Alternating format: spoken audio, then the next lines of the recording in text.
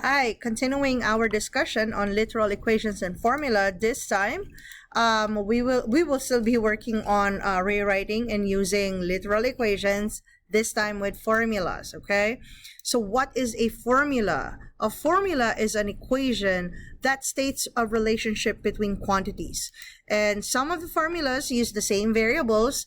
There are definitions, of course, as to what each variable represent. So the most common types of formula that we know of would be the ones from geometry, okay? And so these examples we have here, you see perimeter, circumference, area, those things. So we have some formulas that are all just variables, like A equals L times W. There are some formulas with numeric numbers included, like this one for conversion of temperature. So C, that's the Celsius, is equal to 5/9 times the quantity F minus 32. So these are known, the variables in these formulas have known meaning and they represent specific quantities, okay? So let's have this example. So what is the radius of a circle with a circumference of 64 feet? So round to the nearest 10. So we will be using the value of 3.14 for pi, okay? So according to our list of formulas earlier, so circumference of a circle is 2 pi r, okay? So let's use that. So again, our formula is C is equal to 2 times pi times the r, okay? So what values are we given? We are looking for the radius. As you can see, the value is 64 feet. As you can see here, this is the circumference, okay? So when we plug in values into the formula, we replace the variables by the quantity it is represented, okay? So in this case, 64 is going to substitute for C, not R, okay? 64 is the circumference. So this will now become 64 equals, so we have 64 equals, okay, 2 times the pi, and pi's value is 3.14, so we can substitute the pi value, and then we have our variable r, okay? Now if you are going to simplify, this will now be 64 is equal to 2 times 3.14 is going to be 6.28 times the radius r. So if we are looking for r, if we're looking for the radius, we need r to be isolated. And so in this case, for us to isolate that variable r, we need to divide by 6.28. We divide 64 by 6.28. And so we will get our value of r as, so we will have r as 10.19108, but again it says here nearest tenth only, so we will only have one decimal place, so this r will now become 10.2, and the unit of measurement is feet, okay? So that's how we can use our formula and rearrange it so that we can get a specific variable or quantity based on the problem that we are given. Okay. Let's continue with our next example. So this time we are looking at the height. Looking for the height of a triangle has an area of 24 inches squared and a base with a length of 8 inches. Okay, so just to start with, the area of the triangle, okay, if you're familiar with the area of the triangle, area is equal to base times height divided by 2, okay?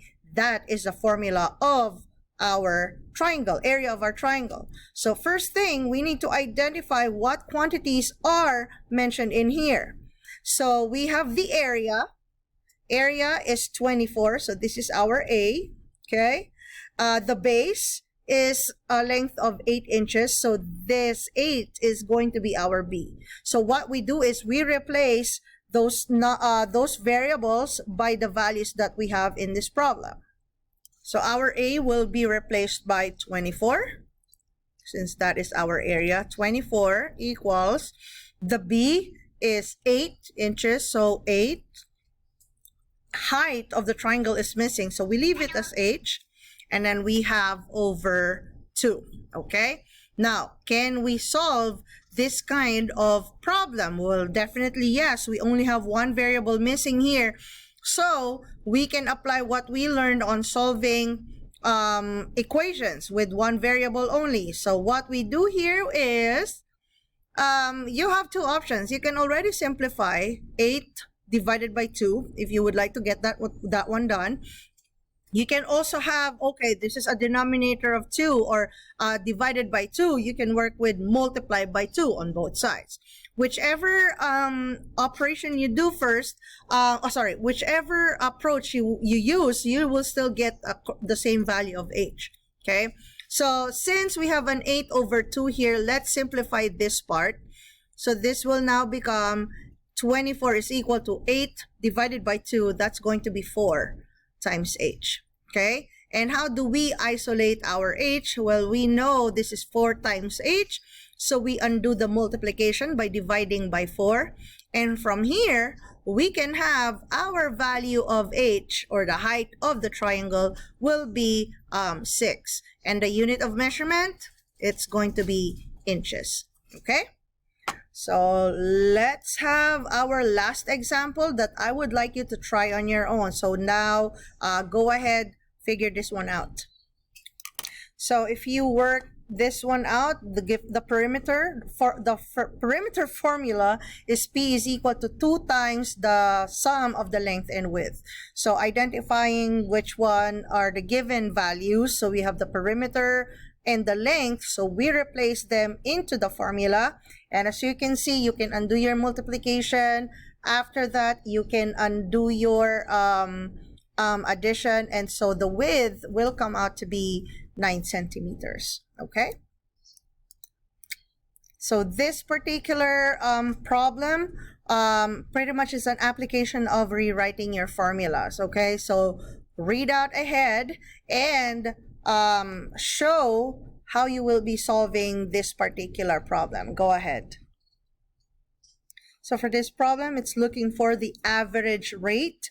It is already given that the rate needs to be in miles per day. So the word per already is another term that we can use with division. Okay, so miles per day, that already gives us miles is the distance and day is the time. And so we can generate our formula, rate is equal to distance over time. And if we plug in our values, it's going to be 1,700 miles. It takes them 120 days to travel one way. And so if you do your division, you will end up having a 14.16 repeating. And since the question is asking us to round to the nearest mile per day, so it's going to be a whole number. So it's going to be 14 miles per day. Okay. And so just to summarize, when you work with literal equations, you can use the methods that you have learned when isolating any particular variable. Okay, thank you.